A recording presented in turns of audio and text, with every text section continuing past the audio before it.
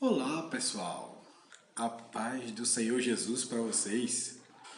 Hoje, depois de alguns dias sem gravar, me veio um desejo muito grande de gravar, de compartilhar com vocês algo que tocou muito meu coração hoje, né? Hoje estava pela manhã em um círculo de oração e me veio à mente, ao coração, uma palavra reflexiva da parte de Deus e eu gostaria de compartilhar com vocês, que se encontra no Evangelho segundo escreveu Lucas, capítulo de número 10, versículo 17 por diante, que diz assim: Voltaram depois os 70 com alegria, dizendo: Senhor, em teu nome até os demônios se nos submetem. Respondeu-lhe ele: Eu via Satanás como um raio cair do céu.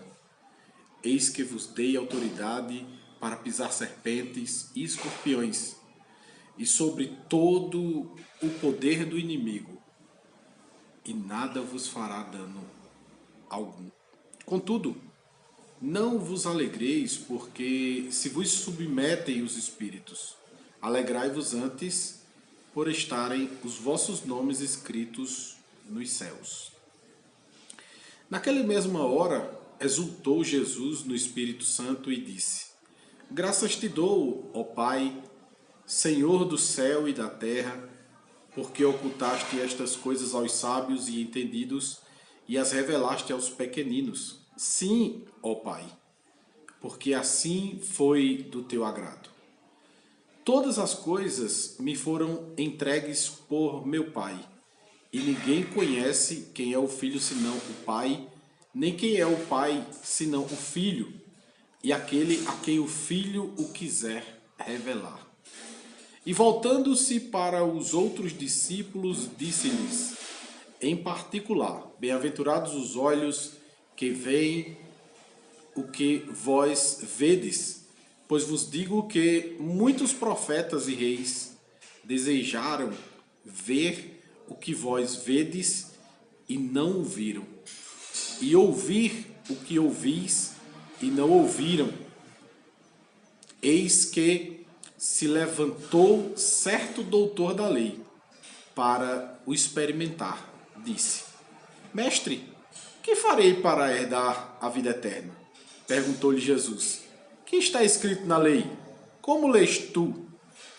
Respondeu-lhe ele: Amarás ao Senhor teu Deus de todo o teu coração, de toda a tua alma e de todas as tuas forças e de todo o teu entendimento, e ao próximo como a ti mesmo. Tornou-lhe Jesus: Respondeste bem, faze isso e viverás.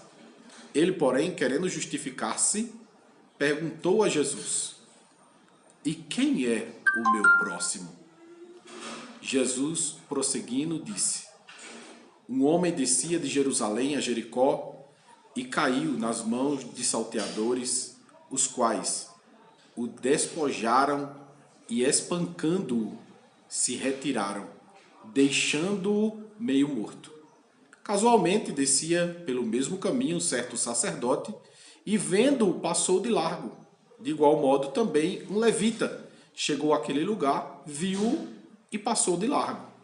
Mas um samaritano que ia de viagem chegou perto dele e, vendo-o, encheu-se de compaixão e, aproximando-se, atou-lhes as feridas, deitando nelas azeite e vinho, e pondo-o sobre a sua cavalgadura, levou-o para uma estalagem e cuidou dele.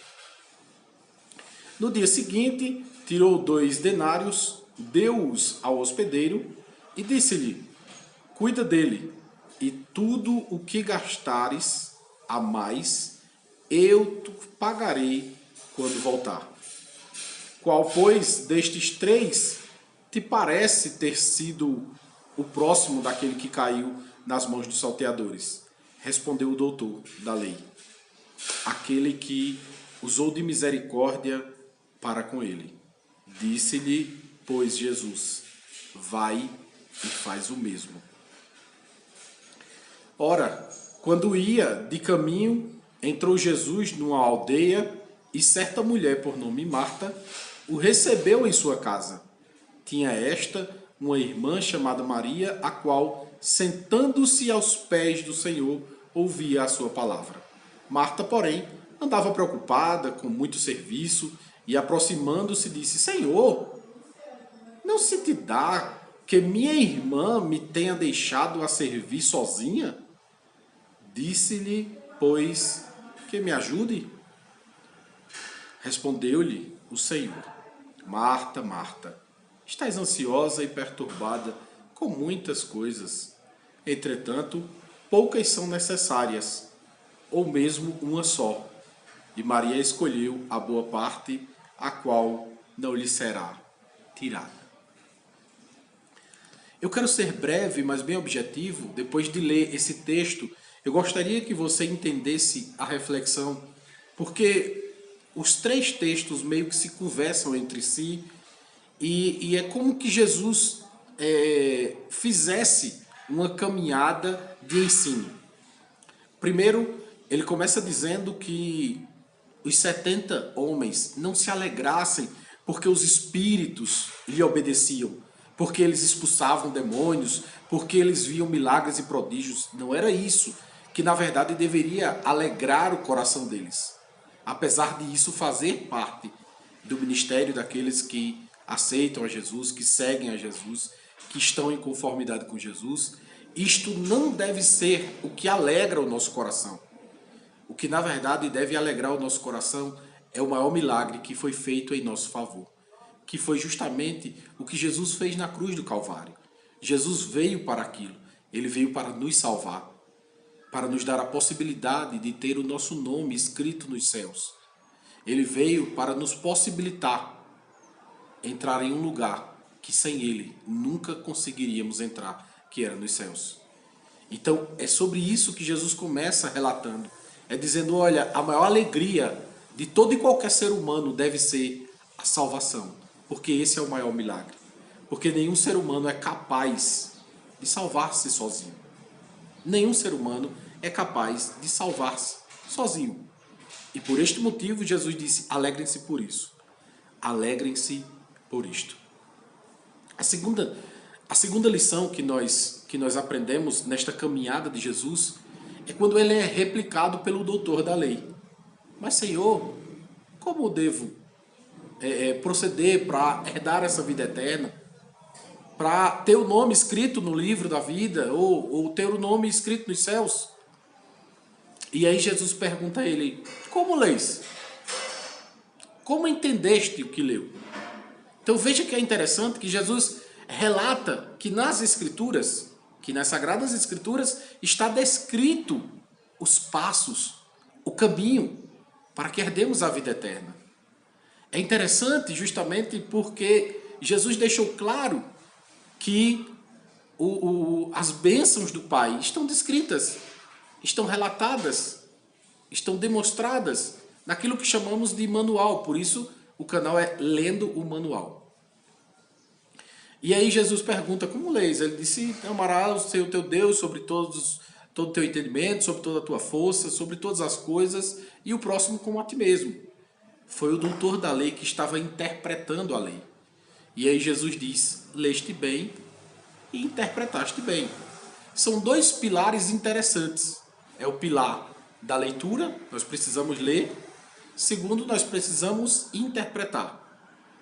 Mas ainda tem o terceiro, que era o que faltava para o doutor da lei. É tanto que ele diz, mas Senhor, quem é o próximo?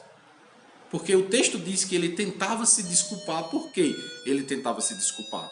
Porque ele sabia o que estava escrito, ele compreendia o que estava escrito, mas queria se desculpar daquilo que ele não colocava em prática. E aí é quando a gente começa a perceber o tripé do conhecimento de Deus, que é a leitura da palavra, que é a interpretação da palavra e que é a prática da palavra.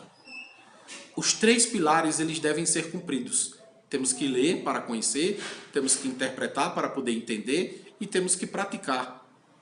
E o que é interessante é que nesse meio aqui o Espírito Santo está à disposição de todo aquele que deseja se aproximar de Deus, que deseja ter a vida eterna.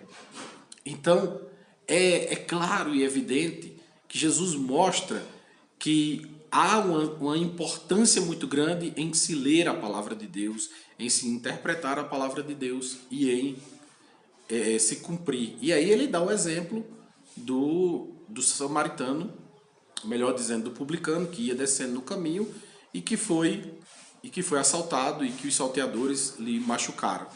E aí ele mostra justamente dois personagens que são diretamente ligados à lei e que não fizeram absolutamente nada. Por quê? Porque eles conhecem a lei, mas não a praticam, que eram os sacerdotes e os levitas. E os levitas, para muitos aí, hoje são aqueles que cantam e tal, mas não. Os levitas, eles serviam no templo, eles cantavam, lógico, mas eles serviam no templo como zeladores do templo e também ensinavam as Sagradas Escrituras no templo. Então, os levitas tinham o seu ministério também voltado para a Bíblia Sagrada, que no caso deles seria a Taná ou o Antigo Testamento. E eles dois passaram ao largo, fizeram de conta que não estavam vendo. E aí ele trouxe a imagem do samaritano, que era justamente um povo que era odiado pelos judeus.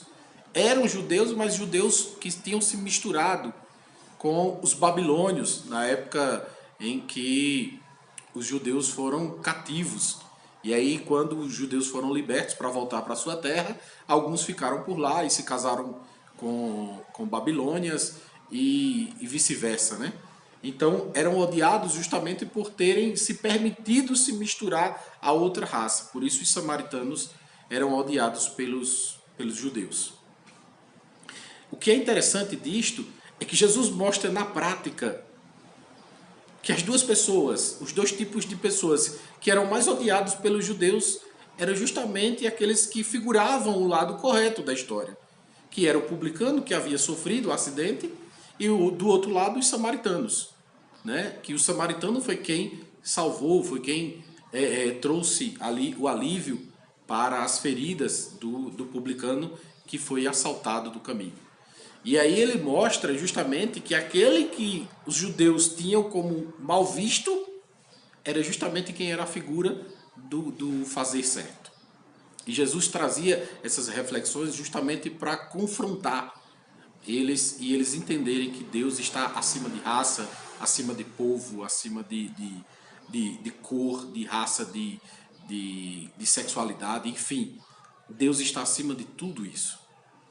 E aí nós chegamos ao segundo ponto, né? O primeiro ponto é que a nossa alegria deve ser de termos a salvação de Deus e de o nosso nome estar escrito nos céus. O segundo, a preocupação do Senhor em relação a ler as Sagradas Escrituras com os três pilares que eu descrevi, que é a leitura, a interpretação e a prática. E aí nós vamos para o terceiro e último passo dessa história, que é justamente quando Jesus chega a uma aldeia. Essa aldeia é Cafarnaum. E essa aldeia, quem o recebe é Marta. E Marta o convida para ir à sua casa e leva ele à sua casa. Mas chegando lá, Maria fica aos pés de Jesus ouvindo ele. Enquanto Marta estava preocupada em fazer alguma coisa, Marta estava muito atarefada e preocupada. E aí ela vem ao encontro de Jesus e diz: mas Senhor, não importa que o Senhor dê uma palavrinha aí para ver se ela vem me ajudar. E ele diz: por que estás perturbada com tantas coisas? Por que estás preocupado? Por que estás tão atormentado com tantas coisas se apenas uma é necessário? E esta, Maria escolheu a melhor parte, que está me ouvindo, está se relacionando, está buscando intimidade comigo. E o que é que eu vejo neste terceiro passo, nessa terceira parte dessa história? É que muitas vezes nós convidamos Jesus para entrar na nossa casa, que somos nós.